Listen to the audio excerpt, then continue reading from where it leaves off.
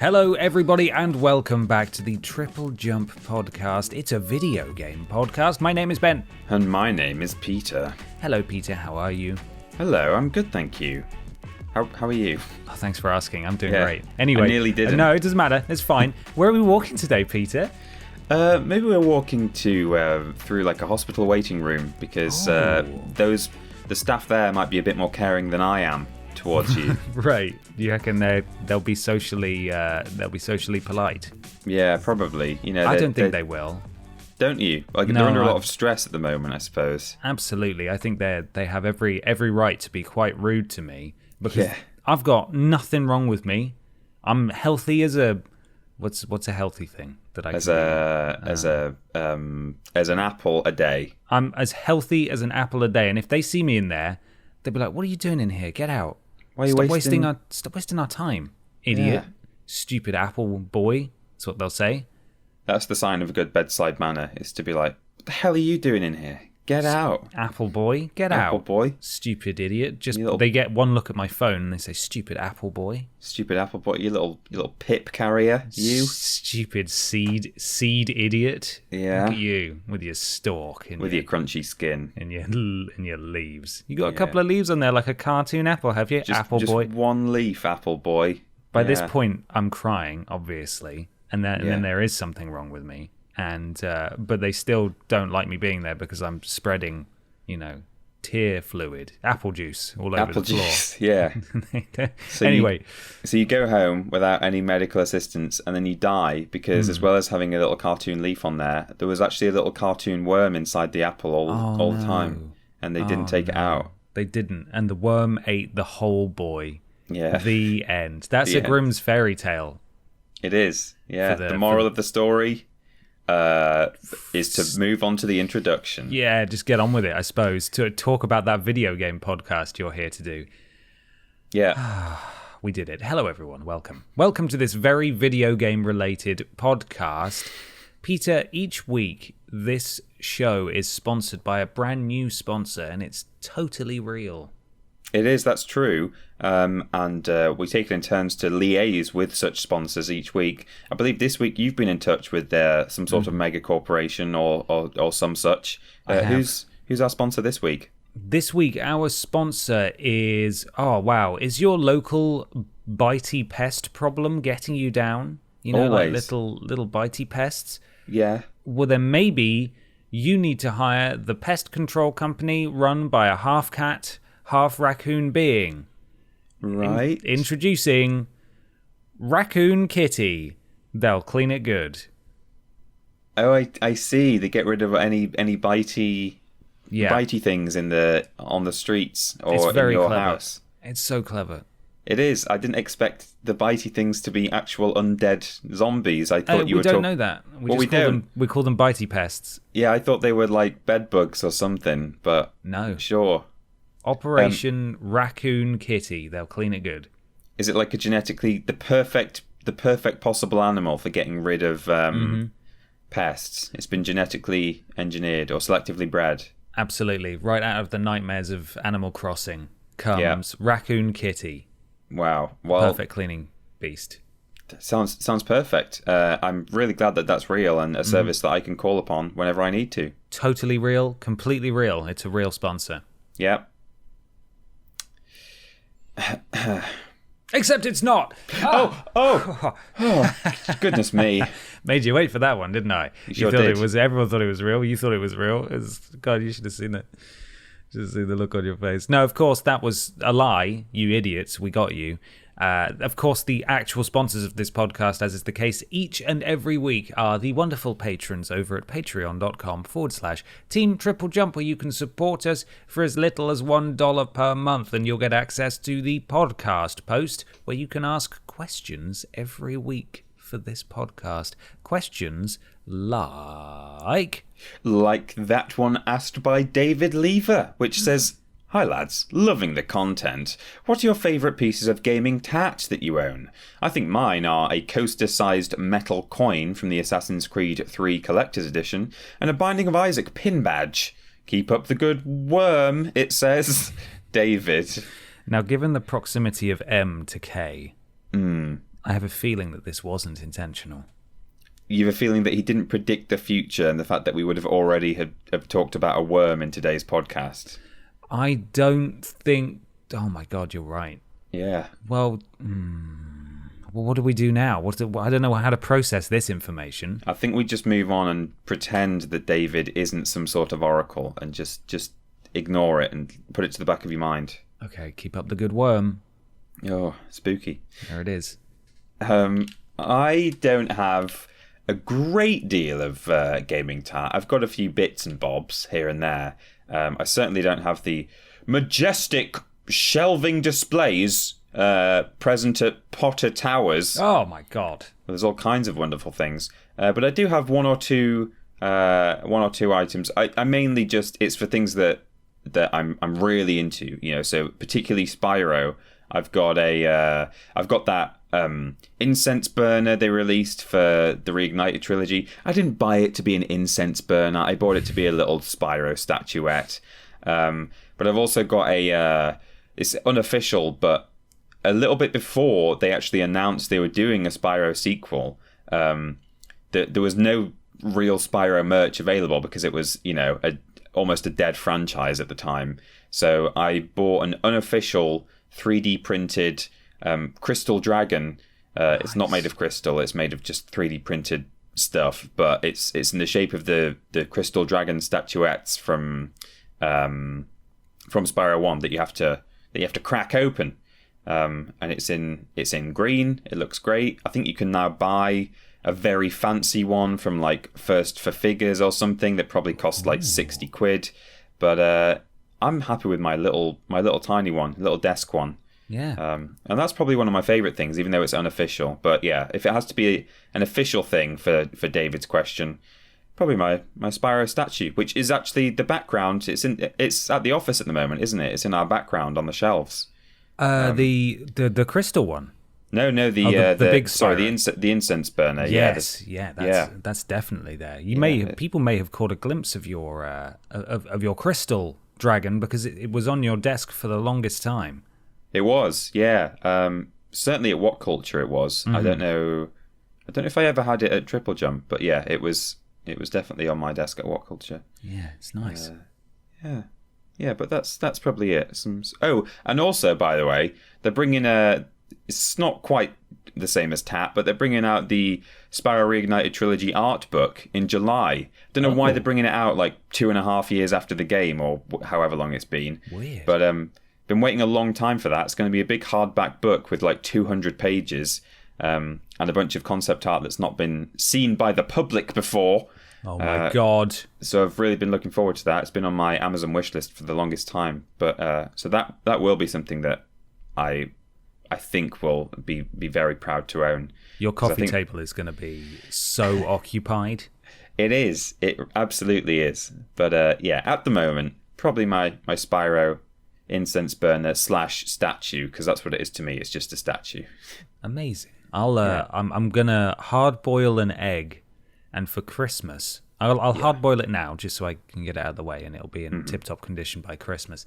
I'll paint it purple and put little speckles on it, and then I'm going to give it to you, and then you will have a dragon egg too. A totally scentless dragon egg. Official. Mm-hmm. Wow, thank you. That's very kind. I'm slowly getting all of the bits and bobs. Yeah, absolutely. We've still got some leftover stuff from 2018 where we cut it out of cardboard for that Spyro challenge. Yes. So I can give you one of those. That'll be fun. Oh, fantastic. The talisman. Yeah. How can you possibly choose your favourite piece of tat from everything you own? Oh, I do own a lot of tat, Peter. Yeah. I certainly do. I was looking at my shelves for inspiration, and I asked my friend, what constitutes tat? What is a tat? And the definition I was given was anything you can't use. Okay. And that's most things that I own. I've got a prediction, by the way, about what I think yours might be. Okay. Shall I sort of say now? Yeah. Give it to me. I think it'll either be one of your Soulsborne very fancy, lovely statues. Okay. Or For some reason, I don't know why. Maybe it's because it's one of my favourite things that you've got. You've got Nathan Drake's ring, haven't you? It's like a necklacey ring thing. I think that's pretty cool. I have. Those are top tier tats. Top-tier tats. However, it's not those. I'm wrong. I've gone with the Wolfenstein 2 Terrorbilly action figure. Oh, yeah. You remember that one? I do. So this was the limited special edition for Wolfenstein, which one? They've got confusing subtitles.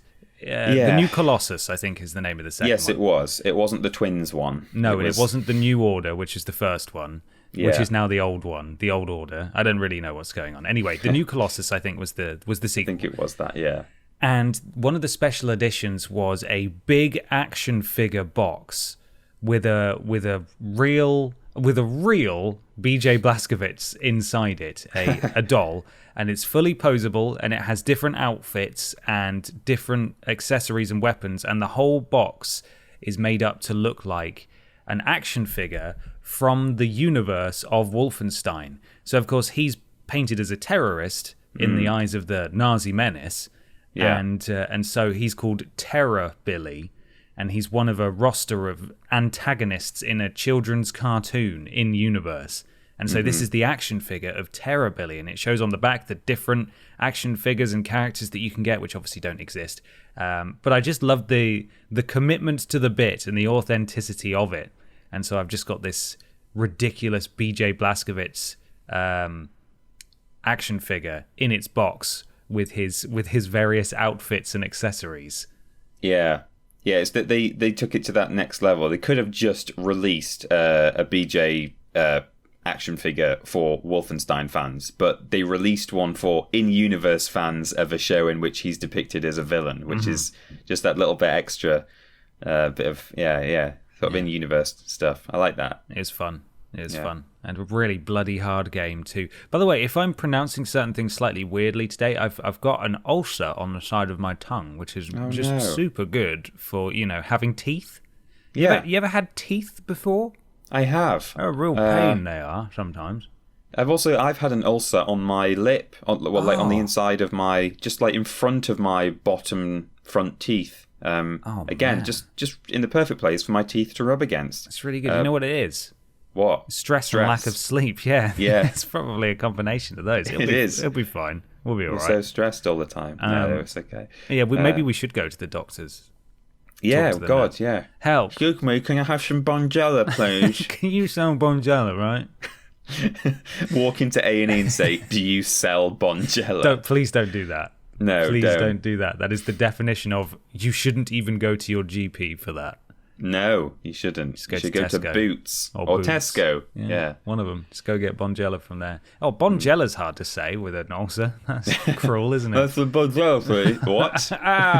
God. Anyway, so yeah, my Terrorbilly action figure is probably one of my favouriteest pieces of tat that I own. Mm-hmm. An action figure that will never be played with.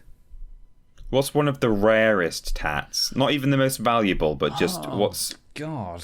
I've got a couple of signed things. I've got a signed copy of MGS1, signed by David Hayter. Mass Effect 3/2, signed by Mark Meir, the voice of Commander Shepard, Man Shepard. Yeah. The Last of Us, signed by Troy Baker. I got one of those 20th anniversary PlayStation 4 controllers, the one that's made up to look like a PS1 controller that's all grey and stuff. Yeah. I kept that in the box because I thought, you'll never get those again, and you can't, so there we go. And, oh Christ, what else? I don't know. Rarity. Everyone seems to have a different one of those PS1 demo discs. Like there were like 3 different first demo discs or whatever. Demo ones, yeah. I've got one of those demo ones. They kept redoing Demo 1 to be... because it came bundled with the console, so they had to just have whatever the new, exciting, cutting-edge games were, which was constantly changing. So I'm not sure which one I've got. I've got a poster, an official poster of the Unholy War that I bought. Nice. I don't think many of those exist because Probably not. even knows or cares about that game. I've been meaning to get it framed. At the moment, it's just pressed between two bits of cardboard that it arrived in when I bought it. But yeah, so that's rare, not valuable. I wouldn't have thought, but pretty rare. Oh, you've also got your Spyro. Oh, this is going to be hard to say. Spyro strategy guide. I do. Yeah, I've got the Prima guide for Spyro 1. Yeah, that's true. Actually, that's up there. I'd forgot all about that. Well, maybe because I don't consider that tat because it's technically probably got a use. In terms of rarity, though, that's got to be something. Yeah, it's all right. That and Tomby? Yeah, I mean, again, like that was the other thing I actually wrote in my notes for my answer is that as I say, I don't have that much tat, but instead I kind of collect old games. But that's a kind of a different question, really. But yeah. It's all good. I want to get some more old guides as well. Actually, I think that they're pretty fun just to flick through and see an in-depth deep dive on a game. Yeah, no, definitely. I've got a really, really good condition. Pokemon Yellow strategy guide I got from AmeriCorps, and quite happy with that. But yeah, they are nice. The old strategy guides, they are fun to look at. Yeah, definitely. Anyway, moving on from tat and not tat, it's time for a section where we talk about the video games that we have been playing, and it's called...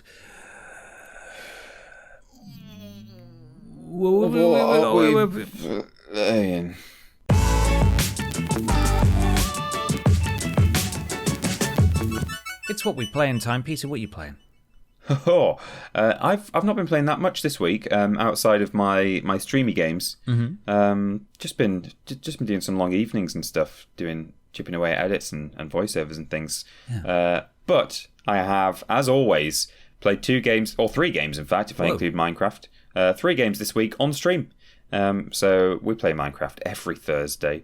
We're playing it today at time of recording. We're playing it this afternoon. How exciting! But also I tell a big old fat lie there. Oh my god, you're fired. Because, as well as playing some more Spyro 1 on Monday, which is ongoing. I've not finished the game yet, but probably take one more stream. That's very fun.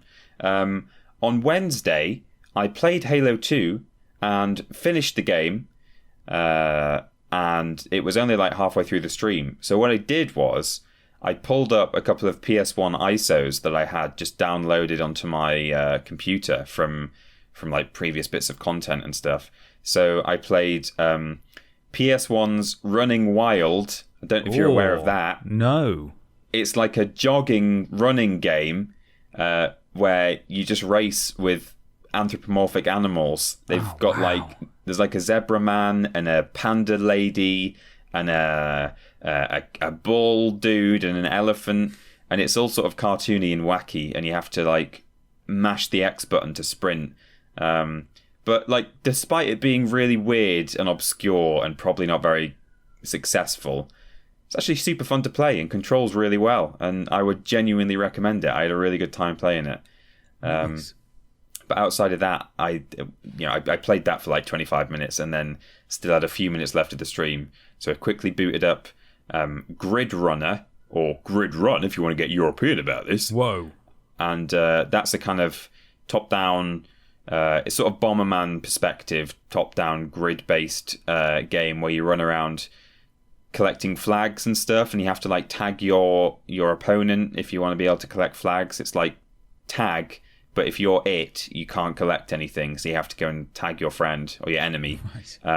But there's a cheat code for that game, which just unlocks this really strange driving mini game that was like not part of the game at all. So there's this whole like other mini game hidden within it where you're driving a car around, which I don't know if it was maybe an unlockable thing if you complete the game, but I've never played it before. And I only became aware of it about a year ago, despite this being one of the first games I ever owned on PS1. So, like 20 odd years on, I realised, there's this weird unlockable driving bit that you can do. So you just like poot around in a little sort of VW Beetle, which is so weird, super strange. Yeah, maybe it was the thing you unlock for completing the game, but yeah, super odd.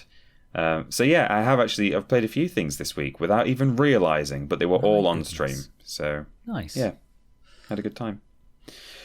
What about you, Ben? What have you been playing? Well, I've played a little bit of Resident Evil Revelations, which was a port of a 3DS game to the PlayStation 3, which was then ported to PlayStation 4. And oh boy, it's fine. It's fine. It's fine. Okay. It's sort of right in the middle of that, hey, Resident Evil isn't scary anymore, period. Where it's a fine game, it's fine, that you have to get the keys to open the doors and stuff like that, and shoot the enemies, but it's not scary. It's none of it scary. It's just lots of big blobby boys running around, and you shoot the blobby boys, and there's always enough ammo, and it's just fine, It's really quite unremarkable. But I understand that Resi Revelations 2 is much better, so maybe I'll get round to that eventually. Probably not, though. Are you playing it for trophy reasons, or just because you've played a lot of the Resi games? So is it just a kind of desire to get the full house now and have played them all? I think so. Yeah. I think I wanted to, I want to have at least experienced most of the ones that I'm comfortable playing. Yeah. I've finished 1, 2 in remake form, 3 in remake form. I haven't played 4. Played and finished 5 and 6. 6 obviously being the best Resident Evil game. Watched a significant amount, but don't really have the guts to play 7. And Spooky I almost game. Certainly won't play 8 either. But yeah, those earlier ones, the dumb action ones, they're fine. I can do those. 8 looks pretty harrowing, I must say, from the little we've seen of it. It looks like Outlast or something. It does. I thought it was maybe Silent Hills before the much rumored Silent Hills at that point. Before I saw Chris, obviously, it's like, what is this? It doesn't look like Resi, does it? I can't really tell. I didn't think it was Resi, and I'd even heard before they showed that trailer, there were rumors of like the next Resi game is going to be called Resident Evil Village, and then this spooky Village trailer comes on, and I still didn't realize it was what is this Resi. Partly because I was hoping that a game called Resident Evil Village might be something to do with Resi 4, either just a remake with a new title, or maybe even a sort of return to that area. But it appears to be a different part of the world, I think. A whole new upsetting experience. Yes. What a treat. The main thing I played this week, though, is the new Borderlands 3 DLC, Bounty of Blood, which is another sizable update that comes with the Season Pass. It's sort of 5-ish hours worth of content. It's Wild West themed. Right. So you go to a sort of Wild West town, but they're using, crazy technology, a little bit of Wild Wild West sort of stuff. Wiki wow, yeah. Exactly, yeah. So they've got technology, but it's weirdly steampunky kind of deal, even though you're there with your crazy laser weapons and stuff. This is probably my least favorite out of the 2 other DLCs that have come out. But that's mainly because this is and I fully appreciate that this was likely the majority of it was developed during everyone working from home. Right. But it's the buggiest one I've played so far. The game just seems to be way less stable than it ever was. It crashed the game twice, wherein I could still navigate to the PS4 menu and stuff. I just had to quit the game because it completely locked up. It's soft locked, but it didn't lock up my console. And then other times there were dozens and dozens of situations where I was opening up my map and nothing was even displaying. I was interacting with characters and they weren't talking, but they were standing there as if they should be. And then whenever their dialogue had finished triggering, which it wasn't, then it would say quest complete, and it was like, oh, for God's sake, like how is this happening? I don't understand. I had a few times where there are various, collectibles and things to tick off in various maps. Like, go and open this chest. And I went to the chest and it either was not there, like physically invisible, and I couldn't interact with it, even though there was a map marker above it, and it was there the last time I'd been there, or it would just say locked. And you're not allowed to open it, even though you're meant to. So I then had to quit out of the game, go back in, still said locked. So then I actually fully exited the entire application back to the PS4 menu, started it up fresh, and then it let me open it. There's just lots and lots of weird little bugs, and I don't really understand. The whole game seems to be slower and buggier than it was last time I played it. I don't know what's going on. I've said it before about the hot fixes they keep doing, but these fundamental issues have been around since launch, and a lot of them are still there, and I don't understand what the priorities are. This is the game whose pause menu used to like kill the frame rate, didn't it? It's gotten worse as well. It's still not as bad as it was, but it's gotten worse since I last played.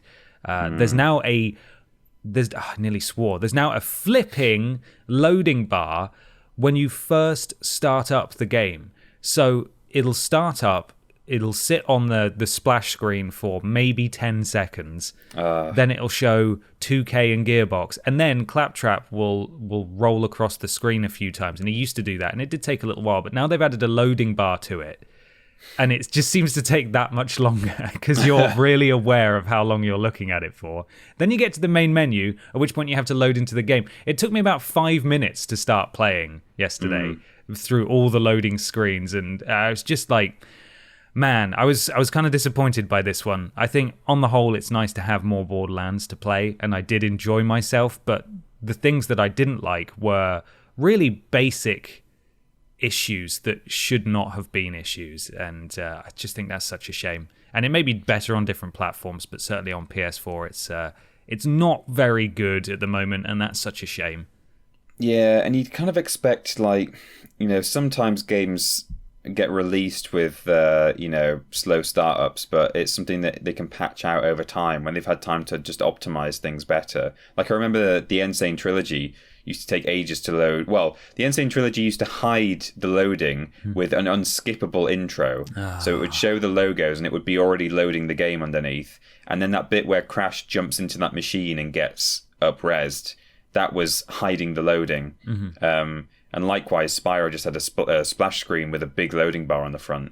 But both of those games, after they were released, I think within a few weeks or possibly months, a patch was released that just hugely optimized the startup, and that went away. So you'd think by now that just quality of life things like that would have been tweaked. In a sense, I can forgive more the idea of some DLC being added that's been developed from home in a lot of, for the most part, being a bit buggy, but just the general quality of the game on the whole, you'd hope that they'd be chipping away at that and trying to make it better and just an overall smoother experience. But and I guess they've made some progress, but it's still got some issues. Still got a ways to go, especially as it's a lot of its setup is that it's meant to be this almost live service game. They're adding live events and various seasonal things and stuff, and yet fundamentally there's still a fair amount wrong with it. Taking your example there, Bloodborne was another game that had horrible load times when it launched. And it just used to, I think the loading screens were just the logo before, and all the other Souls games had item descriptions and stuff on the menus, which made it a bit more interesting. And they patched it, and it loads a lot faster, and you can read about items while you're loading, which is a huge difference. But here it took a long old time, and there's still stuff like this is just sort of emblematic of the whole issue for me. Is that when you go into your backpack, and the selection, the first thing that's selected is your first weapon in the top left-hand corner. And if you press right, which would make sense to press if you wanted to go over to the right to scroll through the other stuff that's in your backpack that isn't equipped. When you press right, it goes into the flipping quantum realm. It just disappears. The cursor disappears. It doesn't select anything anymore. You have to press left to release it from wherever it's gone to get back to your equipped weapons, and then press down and then press right, and then you will go into your backpack. Pressing right immediately makes you select something that doesn't exist, and that has been the case since launch and is still happening. And I don't know, like, it's just something you make peace with. But when the game was being all buggy and that was still happening, I was getting really mad about it. I was like, why? Yeah. Like, why is this still a problem? It's ridiculous. It's such a minor thing, but why is it still happening? Stop balancing my character and making them weaker, and make the game work properly. Yeah. Oh man, that's a shame. It is a shame. It's a good DLC. It raises the level cap to 60, and it gives you some new legendaries and new weapons and new characters and story, and as I said, about 5 hours of gameplay, but fundamentally a very buggy experience for me on PS4. Oh man. Okay. Which is a shame. Well, it's a shame. Well, maybe we should move on to a question to help you forget about it. Oh! No, we're going to keep complaining. No, let's move on. We've got a question here from Doug. Do you want to read it? Yeah, I'll read it. This is from our good friend Doug, who says, to follow onto your discussion about age ratings from last week, I played the original GTA and Doom on the PC, and both were rated 18 and talked about as violent and gory games, but Doom 1993 and Doom 2016 are hardly comparable despite having the same rating. So is it more about the depiction than the rating? Would you allow a 10-year-old nephew or niece to play Doom 1993 but not Doom 2016? This is a good... I say this all the time, but this is a good question, It's a very Doug. good question, Doug. Yeah, this is... So, I think there's this weird phenomenon where, depending on the level of technology at the time, whatever, like, cutting edge is, if you depict gore in cutting-edge visuals, whether it's Mortal Kombat or Doom 1993 versus Doom 2016, seeing it in the most cutting-edge visuals possible is, like, horrific and abhorrent and like, oh, goodness me, children shouldn't be exposed to Liu Kang doing that. Oh, look how gory that is. Whoa, oh, blimey. Look at all the pixels on that skull that's just come out of that man in Mortal Kombat. Mm-hmm. It's like I was reading this question. I was like, oh, I don't know, like, you know, an 18's an 18, and then at the last bit where it was like, would you let a 10-year-old nephew or niece play Doom 93? I was like, yeah, I would. Like, of course I would. Like that. It's just not a harrowing depiction of gore or violence, really. Mm-hmm. And it's so strange because I can understand to an extent why parents in the 90s wouldn't want their kids to play that. Parents would look at that and go, God, look how realistic this is. It's horrible. I don't want my child looking at this. But nowadays I'd be like, you know, I might still be a bit reserved with handing out Doom 2016 to a child under 10, but I don't think I'd mind them playing Doom 93 or Mortal Kombat, the original, or it's a strange effect or a strange phenomenon. It is. I would probably wait until children I had an influence over, be they nieces or nephews or sons or daughters or others and so on. I'd probably wait until they were teenagers, perhaps, before giving them those kinds of games. Because, yes, of course, the gore isn't comparable anymore. But speaking as a spookable child, yes, it wasn't so much about the gore. It wasn't so much the gore or the violence that was scary. It was these games, and I still think it holds up for Mortal Kombat to this day. It's just a bit of a creepy game, you know, the music and the whole setup and the sort of scary stop motion weird animation of people. It's all not right. And if there's a lot of screaming in that game. Exactly. I think it's still an upsetting experience to someone who is not ready to play it yet. So I still wouldn't let a child play it. I would think carefully about letting a teenager play it that I had any control over. But equally, as someone who was very spooked and who did not see these games or even really know that they existed because I lived in a Spyro and Crash bubble, you know, Crash Team Racing bubble or Tony Hawk's or whatever, or Pokemon, seeing these games, being exposed to these games through my cousin or friends and stuff for the first time was an inherently quite overwhelming experience. So is there something to be said for slowly weaning your children onto these kinds of games so that when they do see them, or when they do come across them in life, it isn't like this, oh my God, what on earth is going on moment. And I know everyone's different because, you played these kinds of games and you were fine, but I wasn't. And there's a good chance that other kids wouldn't be as well. So there's, it's a really difficult one to draw a proper line in the sand under. But I would say teenager, and maybe expose them a little bit to various things that aren't quite as violent when they're younger. Or you could even, on the road to Doom 2016, you could wean or expose children to things like that in a gradual way by actually going via retro graphics that aren't so explicit, and then slowly work your way up towards something that's slightly more of a realistic depiction. I do actually, I hasten to add, I think you make a good point about fear and creepiness and disturbing content for sure. I think my answer was particularly just with regards to depictions of gore. I think very cartoony 2D pixely gore I wouldn't feel too concerned about showing to a kid, purely in terms of how realistic it looks, and therefore how troubling it's likely to be. But you make a very good point about just eeriness and things like that. Like you say that, I played games like this when I was younger and I was fine.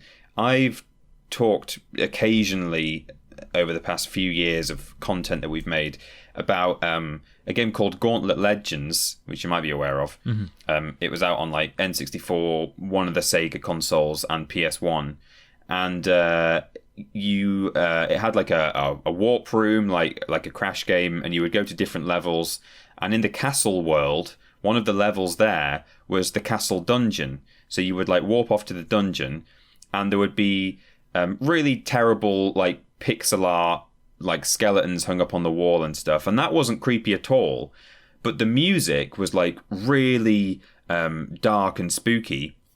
And burned into the music track, you can listen to this yourself if you just look up Castle Dungeon music, Gauntlet Legends. Burned into the music with the sound effects of people screaming their heads off, like being tortured in this dungeon. They're like moaning and going like, God.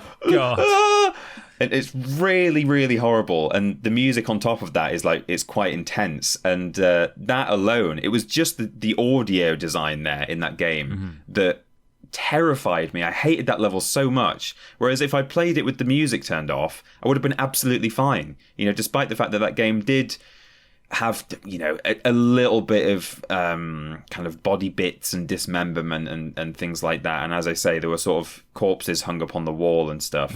So yeah, there is a lot to be said. You're absolutely right about overall vibes and spookiness. It's not just about, well, that's pixel blood, so it's fine. I do think pixel blood in and of itself is, I wouldn't mind showing that to a 10-year-old, but it's the wider context would stop me probably in most cases from actually giving a game like that to a kid of that age. It's as much fear of the unknown as it is anything else, in the same way as we've discussed before about how there's a certain game for everyone where you play it and your mind gets expanded. You're like, oh wow, games can do this. This is incredible. I didn't know that. The same thing goes for spooky things too, where you experience something that you're not used to, and it just makes your whole brain and body shut down. Where you're thinking, oh my God, what is it? Oh no, I don't like this at all. Games are meant to be nice and fun. Why is it doing this?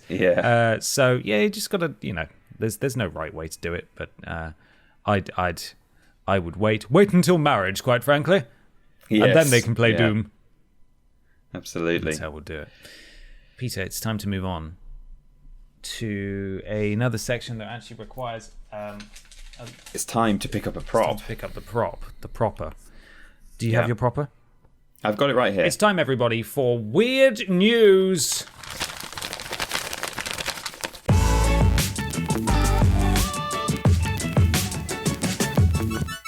It's weird news. This just... Oh my God. Sorry, no, what's just in? This just in?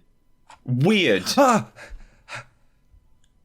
God. Weird things are in. It's just in. Can confirm. coming in right now. Just weird. Oh, that is a lot of weird. I see it coming over the hill. What is it? It's a monster. It's a weird monster. That's what it is. Yeah. Peter, what weird news have you got this week?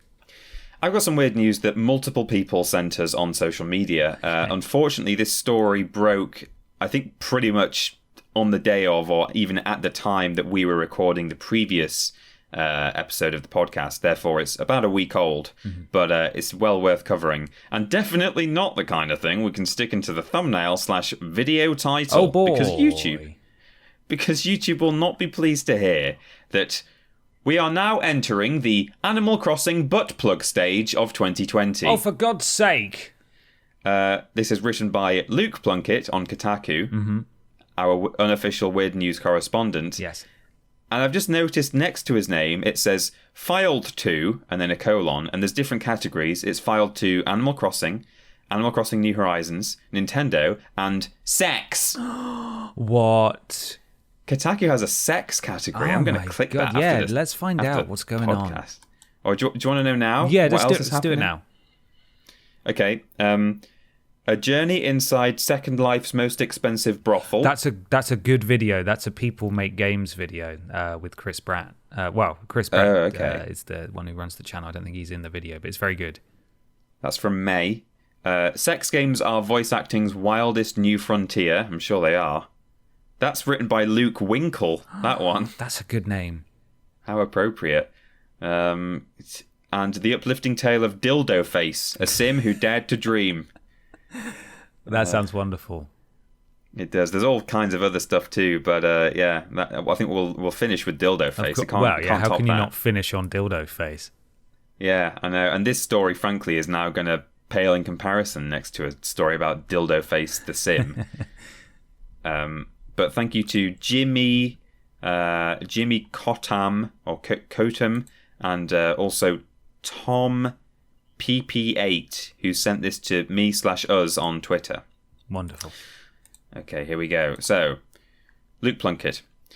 I'll read the title again. We are now entering the Animal Crossing butt plug stage of 2020. A lot of people around the world, especially in the US, are still stuck at home, away from friends and loved ones. Out of this isolation, new ways of keeping in touch have emerged, including, butt plugs and vibrators that can sync with Animal Crossing and vibrate whenever the player swings a shovel. As Vice report, Kyle McCulis has designed a way for a sex toy to communicate with a Nintendo Switch and its haptic feedback capabilities, pairing everything together so that when an Animal Crossing character triggers that rumble by digging a hole or hitting something with a shovel, it's reflected in a vibrating butt plug. The effect, there's a GIF, of course, attached. Well, yeah, why wouldn't there be? Yeah. The effect can be triggered in solo play, but there are multiplayer possibilities as well. Wow. Which takes this to an entirely new level, I think you'll agree. Mm-hmm. While a visitor to your island won't trigger haptic feedback by hitting you, falling into a hole, like say after stepping on a pitfall seed, will trigger haptic feedback. So long as you're flailing around in that hole, the sex toy will keep vibrating, which McCulis describes as basically whipping the orgasm button until someone's done. Oh my God. Thank you for that, Mr. McCulis. You can try this out for yourself, said Neil Buchanan. Try it yourself. At the project's GitHub page, which is equipped with the very handy welcome text. Maybe you just saw someone tweeting a sex toy working with Animal Crossing and were wondering what the F was going on. So that's the welcome text to his GitHub page. Brilliant. And that's the end of the article there. So wow. You can long distance via Animal Crossing have some time with a consensual loved one. Do some butt rumbles. Yeah, brumbles. That's what it's called. Playing in the brumbles. Animal Crossing. Yes. Just what Nintendo envisioned, I imagine. Yeah, well, that's why it's called New Horizons, I think. They're trying to break new ground. You just slide it into your Tom's Nook. Oh, my goodness gracious me. Yes, that's it. That's it? Yeah. I'm trying to think of other characters, but I can't think of any. There's some sort of horrible turnip analogy there. But yeah. See, no, that's good. Run with that. What have you got? Oh, I don't know. Do something. I'm offering one turnip for £200 an hour. For 2 bells. Yeah, for 2. Yeah, of course. There we go. I don't want to go anywhere further down that hole. Really, no, I don't have to. No, well, certainly not down any hole. As far as the next weird news concerned. that I've brought, Peter, is this one comes courtesy of Callum James Straw at CJStraw93 on Twitter. Thank you, Callum. I just did some rapid scrolling. Because I've got billions of notifications, and it was from a couple of days ago, and I just found it. Anyway, this is from PC Gamer. Oh, okay. And it's from James Davenport from PC Gamer, and the title is Dark Souls 3 with assault rifles is my new favourite easy mode. Oh my goodness me. Yeah. I'm not one of those Dark Souls people that goes on and on about the creator's vision and the intended experience to justify the steep challenge of From Software's games. Play them that way if you enjoy playing them that way. Totally cool and good and fun, it says. But if your style is something a little faster and looser, just mod a whole bunch of guns into Dark Souls 3 and play it like Call of Duty tragic yet dignified Dragon Warfare. It's the ideal easy mode for FPS players looking to try out one of these wacky RPGs the kids won't quit talking about these days. Modern Firearm is a Dark Souls 3 mod that replaces all the default ranged weapons with, well, automatic weapons. Modder Assasasasbuk is what it says. Assasasasbuka knows it's completely broken and unbalanced, but that's the big idea anyway. Subverting the infamous difficulty of a subdued, morose action RPG with the brashest of video game weapons is modder poetry. Every weapon, except the sniper rifle, has alternate firing modes too. Handling the weapon with 2 hands results in automatic fire, which causes less damage per shot and reduces accuracy, but at a lower stamina cost. Handling firearms with 1 hand enables the semi-automatic firing mode, which gives projectiles higher damage and accuracy, but at a higher stamina cost and slower firing rate. Besides some pretty decent gun models, the mod adds in some new sound and graphical effects to really sell the goofy illusion. A more apt comparison than Call of Duty might be Resident Evil, because most of the models are based on guns from that series. So, here's the guns you can get.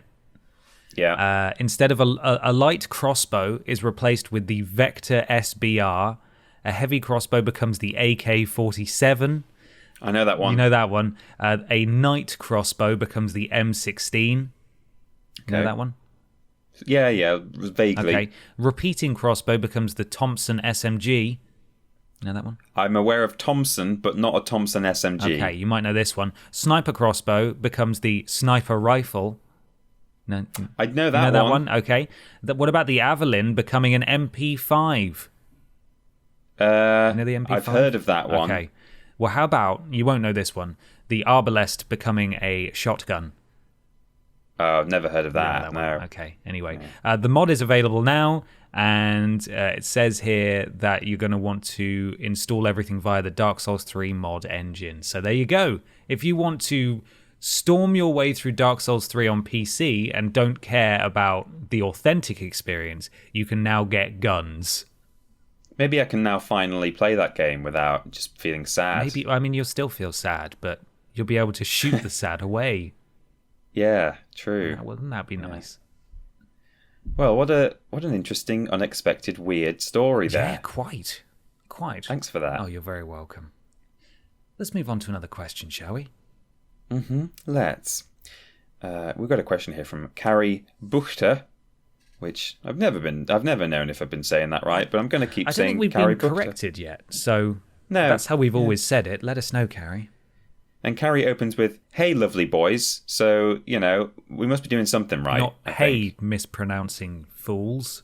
Exactly, that's what she would have said if we've been saying it wrong. She would have said. I've noticed that while streaming, Peter often speaks technically about his game, whereas Ben voices his character aloud, or, usually in Minecraft, rambles nonsensically. How rude! No insult meant. I enjoy that the most, Liar. She says. Liar.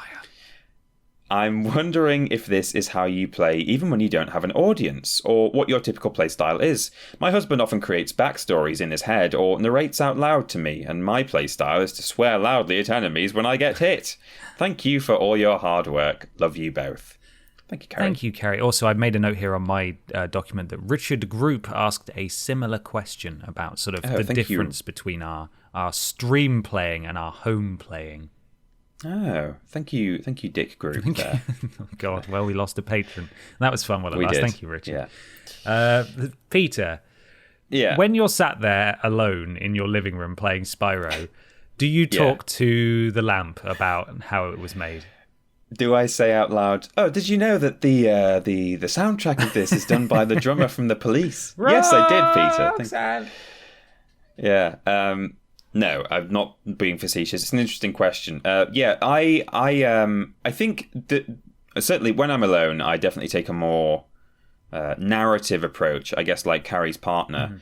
I kind of don't quite voice the character in my head necessarily, but I do like to build a backstory, particularly with an RPG that allows you to build your own backstory. I wouldn't necessarily build my own backstory in my head for a linear third person, PS1, one of the PS1 exclusive games, like come up with my own backstory to Uncharted or whatever.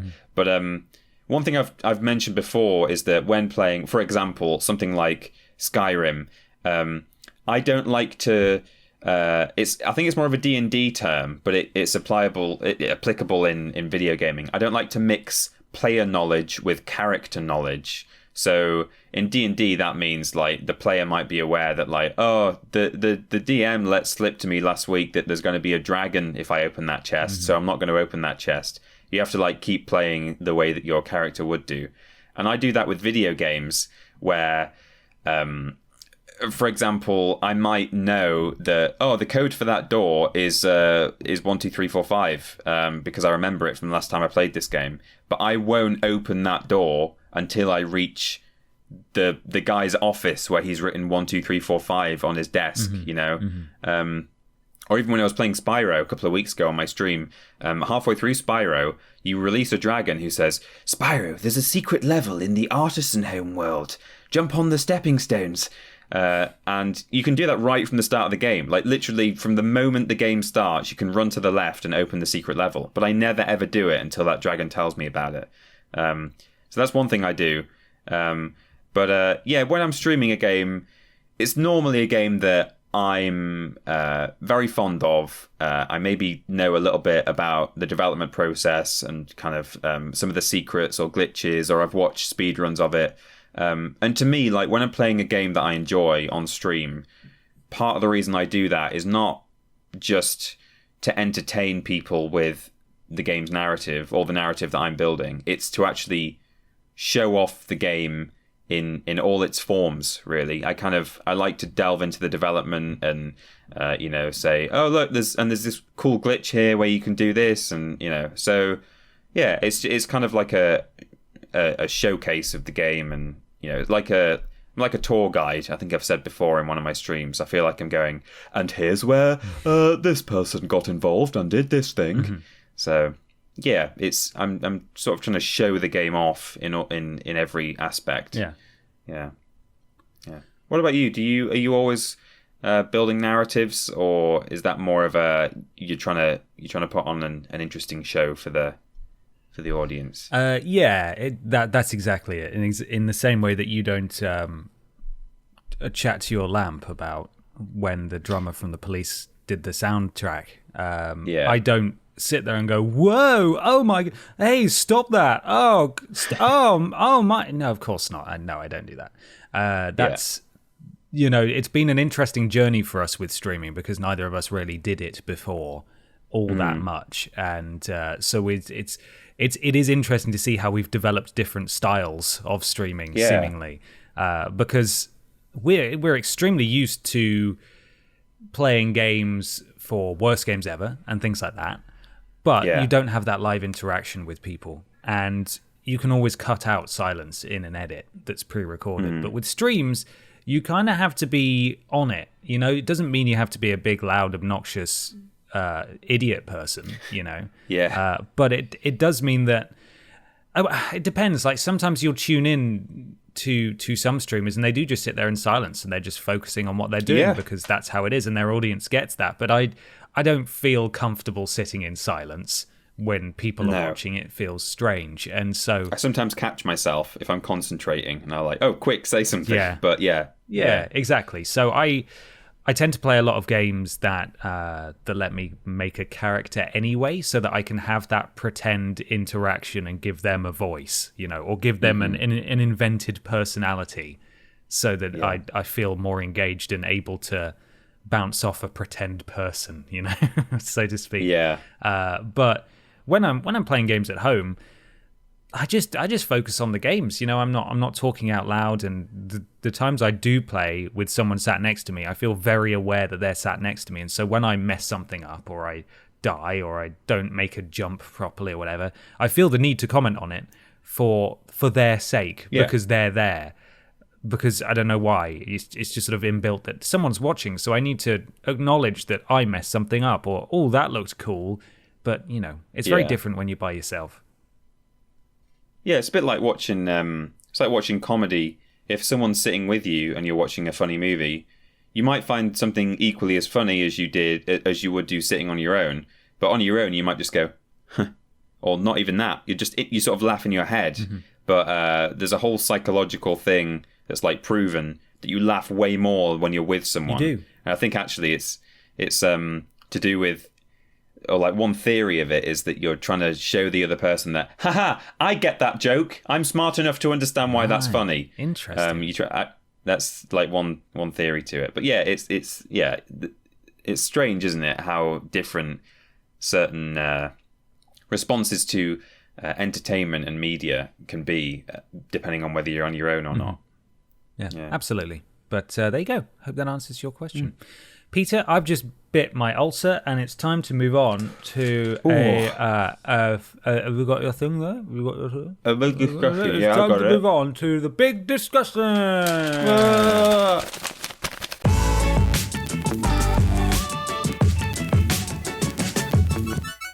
It's big discussion time. Big discussion time. Da da da da da. Big discussion time. Da da da da da da da. Big discuss.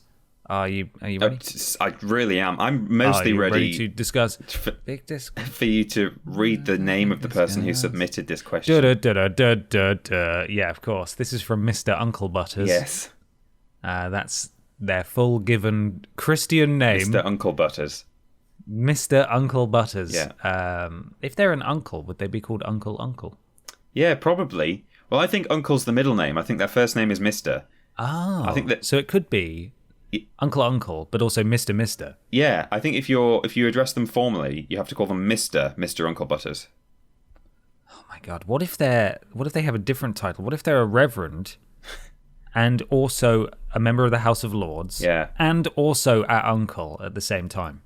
Oh, they would be the Right Reverend Lord Mr. Uncle. No, they'd be Uncle, the Right Reverend Lord Mr. Uncle Butters.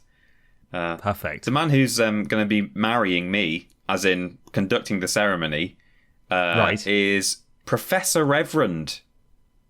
Or Reverend Professor, I think. Reverend. Yeah, that's good. He does he lectures in universities and is also a vicar. Wow. Yeah. About doing good marriages. Probably, I'm assuming. How to wait until the wedding night before you do anything. Yeah, don't invite demons into your bedroom or whatever it is. I don't know. I should go to one of his classes. Yeah.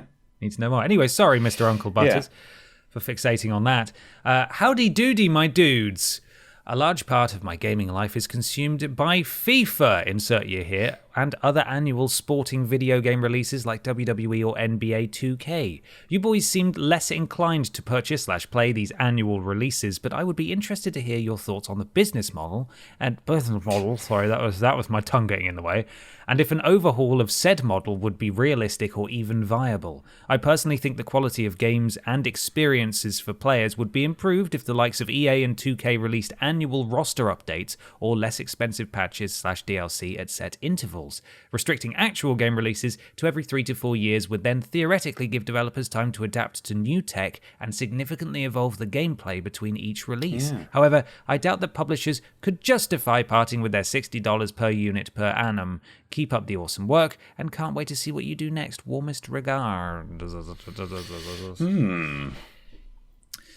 It's an interesting question, Uncle Right Reverend Lord Mr.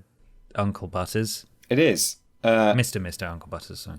I mean, it's kind of in, well, not in two parts, but like if I particularly answer the part where you ask if is an overhaul of said model realistic or even viable, I would say it's definitely realistic and viable in that, you know, they would only be switching to the same model that a lot of development studios do use, which is to work on a game for 3 or 4 years. So in that sense, I think there's money to be made. You just need to balance the books and think about the budget versus like what you think the game is going to make in terms of revenue, and go, okay, here's what we spend, here's what we'll hopefully make in profits.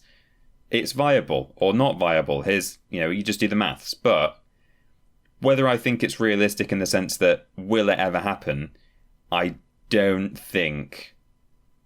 I think now we're just in this space where there will always be a new FIFA every year, a new NBA every year, probably a new wrestling game every year as well. I think that's slightly more open to change, but I agree that like your alternative is much better. I think that the longer that is spent on a game, time wise, generally, the better it's going to be. You know, they can adapt to new technology rather than essentially copy and paste large parts of the previous game's code or design or whatever. And I think the reason they justify bringing out a new game every year, take the case of FIFA, for example, is to say, oh, well, you know, there's new talent coming along every year. There are transfers made. So suddenly our team default like squads are out of date and stuff. But, you know, the idea of releasing just sort of patches or, you know, DLC or whatever based on squad changes and so on, that's a really good idea. I think, like, that would be preferable, in my view, to, keep the games up to date, make sure that it's the most realistic simulation of the current Premier League or whatever, but without having to constantly put out a new game every 12 months. You know, you look at the Assassin's Creed series, which isn't even a sports game, but they were putting one out every single year. The moment that they took a little bit longer and brought out Origins after 2 years of development, or, you know, maybe it was sort of 18 months, that game, I believe, had something like a 10% jump in its average review score. I think it went up like nearly 10%. It went up from like 70s to 80s. Now, obviously, that's only one data point. We've only got that one game in the Assassin's Creed series where they spent 2 years rather than one, apart from way earlier on, of course. So you can't just go off that as an example of, oh, well, if you take longer on games, it's a better game. But I think it kind of, in a sense, it goes without saying. You don't need the stats to necessarily back up the notion that spend longer on a project and it will be better. You know, the most recent wrestling game was infamously just a buggy mess from the moment it came out. And I suppose it's probably still a little bit unstable. I don't really know. I've not heard anyone talk about it for a while. But it would just be nice if they spent longer on these things and didn't try and excuse the annual development of a new one by saying, oh, well, you know, things have changed in the roster, so we've got to bring out a new one. Yeah, absolutely. In terms of what I make of the business model, I mean, I'm not a huge fan. People look forward to it every year. Yeah. Like, clearly you do, Mr. Uncle Butters. You know, people buy them every year. And there would be an element of, I think there'd be an element of sadness from a large section of people if this game didn't come out every year anymore, because it's a staple. You know, people True. look forward to their FIFA every year. However, looking through that sentimentality at the business side of things, it's because companies are making money hand over fist from these sports titles. They're annualized. They make millions, if not billions, every year from these games, and the sales never dip. They're always ridiculous. They're always in the top sales charts. They're always there for the entire year until the new one comes out. They make so much money from this business model. The only reason that they would move to a more acceptable model, like the one you've suggested about the sort of FIFA but with an annual subscription, which is great. You know, you can still charge $60 or whatever, you know, the price of a game, but you just get an updated roster and you get constant updates anyway. The only reason they would move to a model like that is if they stand to make more money that way. Yeah. Or if something forces their hand, they want to try something different. Because it may well be that they need to take a step back or need to take that year off, like you said, Peter, and just reevaluate their whole model. Because as it stands, they make a lot of money. But maybe if they invested in a different model, this subscription model, they may see a higher retention of players and a higher retention of people buying and staying subscribed to FIFA or whatever, you know? If you look at how Xbox is pursuing the next gen, especially with Game Pass, that's a similar deal where on the surface it's like, why wouldn't you want to sell these games? Why wouldn't you want to just sell these individual games to people? And clearly there is a viable business model there where offering loads of games to people under the cost of one subscription, it works, and it's making them a lot of money, which is why they're still doing it and they're pushing it really hard and people love it. So there is scope for them to readjust and potentially make as much, if not more money, but that would need to be very clear before they did it. So I don't think it's possible, but I don't think it's going to happen. And if it does, it's not going to be for a long time. No, and it's not going to be for any reason other than, as you say, they've determined that would be a better business model. We would make more money off it. You know, as I say, I think the public-facing reason for bringing out a new game every year is, oh, well, there are changes and we want to keep it up to date. That's not the reason. That literally is not. They don't really care that much about people having the very, very best quality experience. So then no one's sitting in the boardroom at EA or 2K or whatever thinking, oh, well, we really must update this roster, otherwise people will be sad. They're thinking, no, what we can do is bring out the next one and make some more money. But, yeah. Absolutely. They'll sell you a copy of FIFA every year. It'll be brand new Ultimate Team, so they can make a load of money through DLC and stuff like that, microtransactions and what have you. And they'll just keep doing that forever. They will keep doing that forever unless something changes and, you know, discs get outlawed, at which point they'll just sell it digitally for even more money.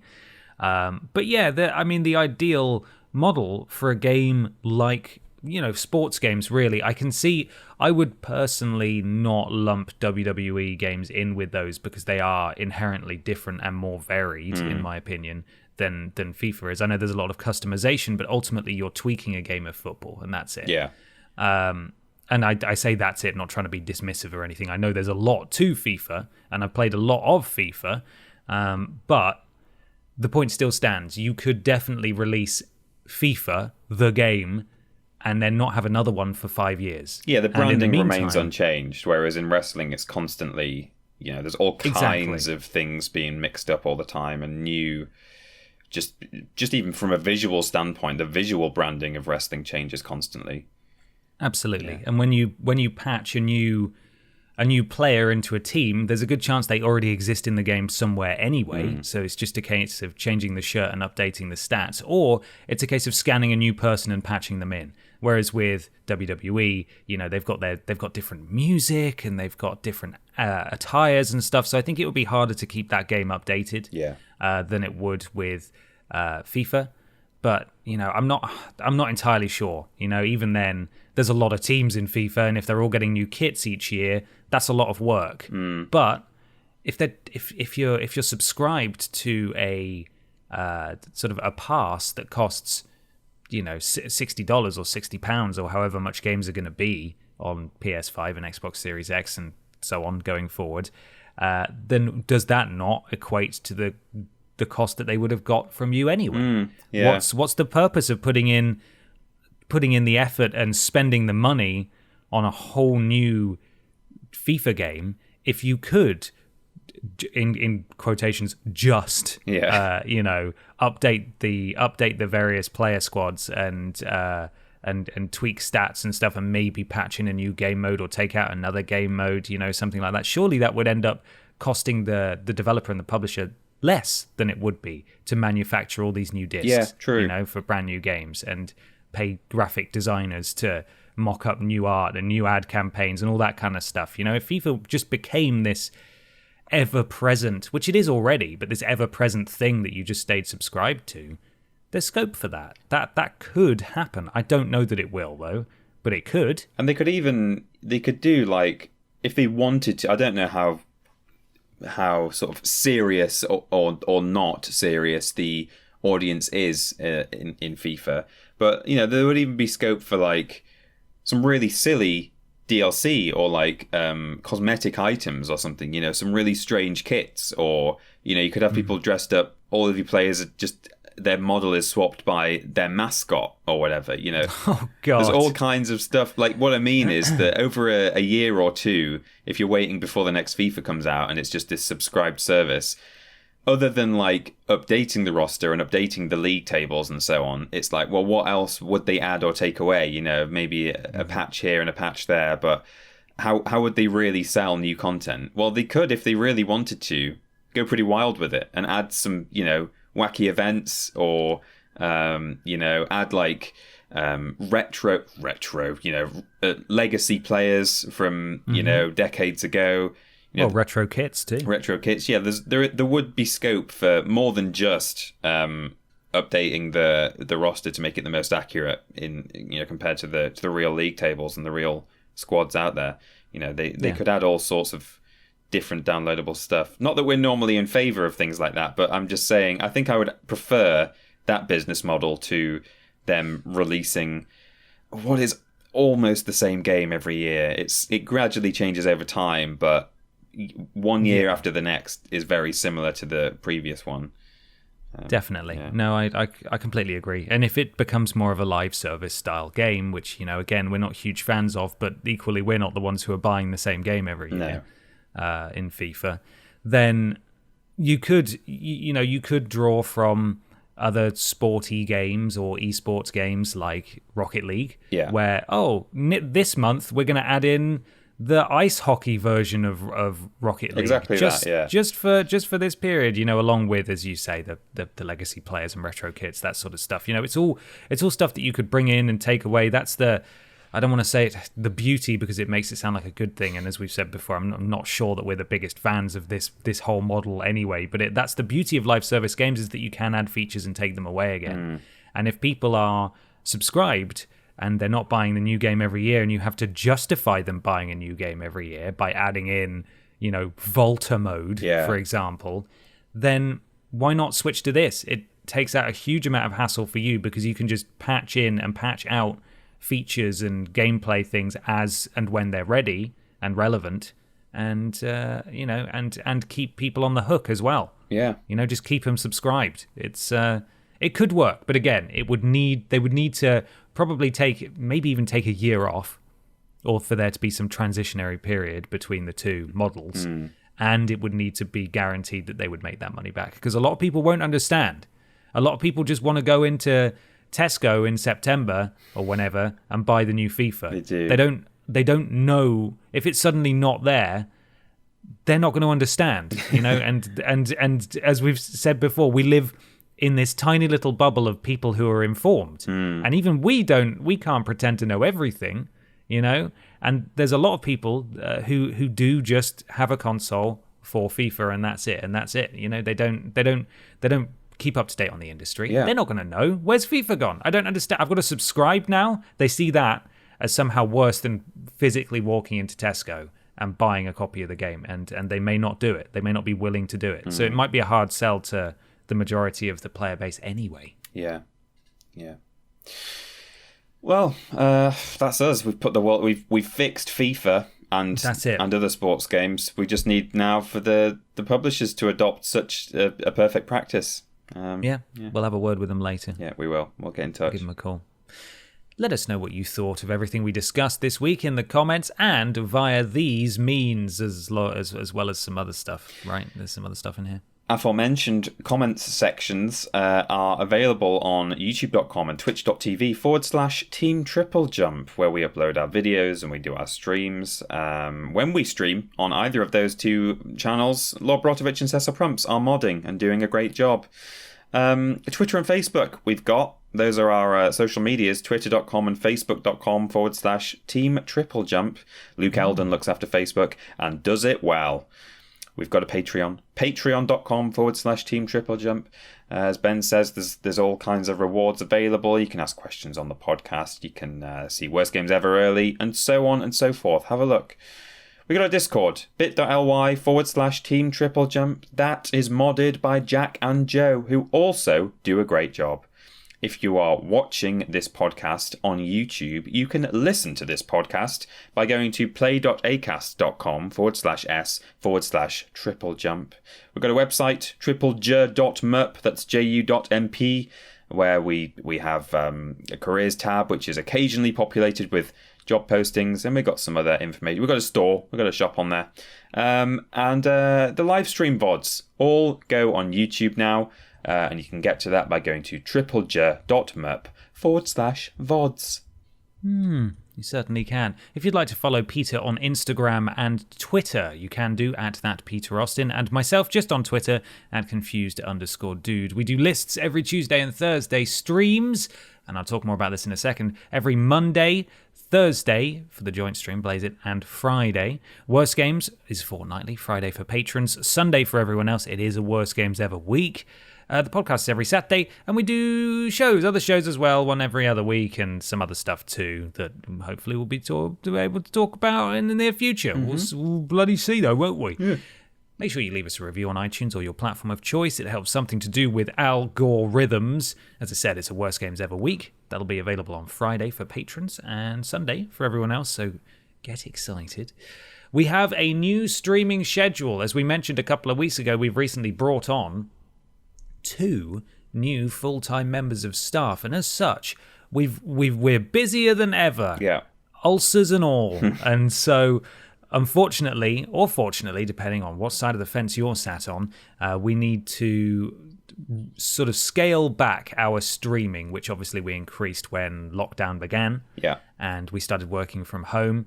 We're going to revert back to the normal 3 stream a week model, where Peter does a solo stream, I do a solo stream, and we still do the joint stream, Blaze It, on YouTube. As it stands, Peter's keeping his Monday stream, I'm keeping my Friday stream, but that may shuffle around again as we look to return to the office and stuff, because I may not want to be there late on a Friday, as much as I'm okay being at home late on a Friday.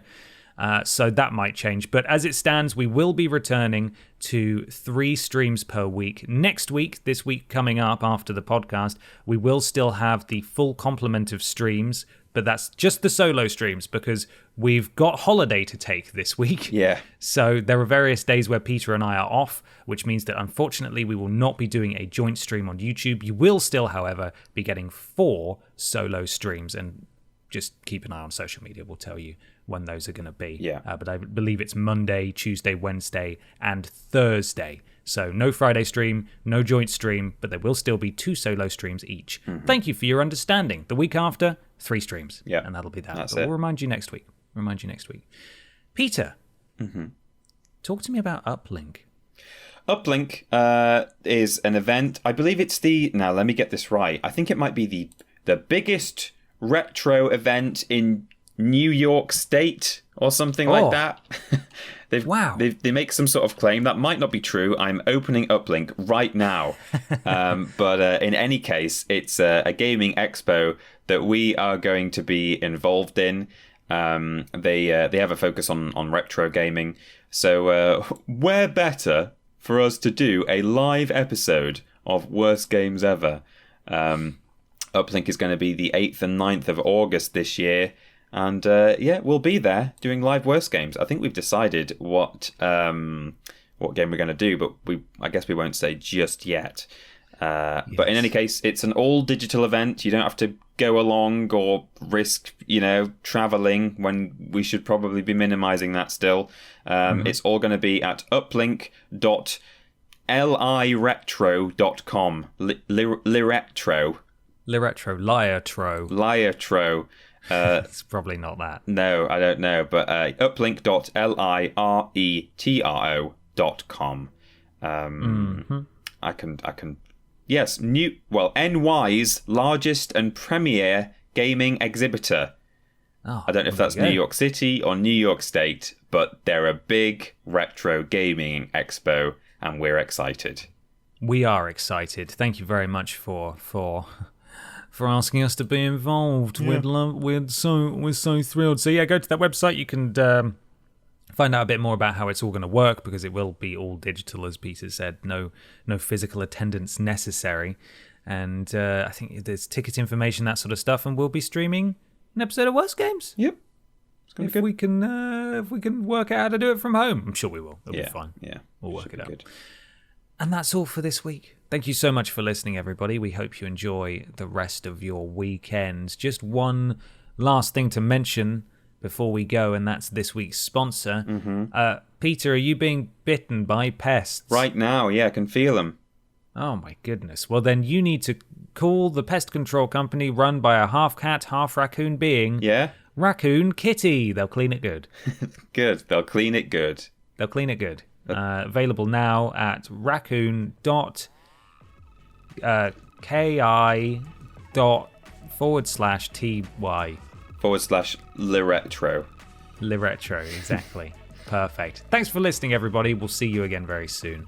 Bye. Bye.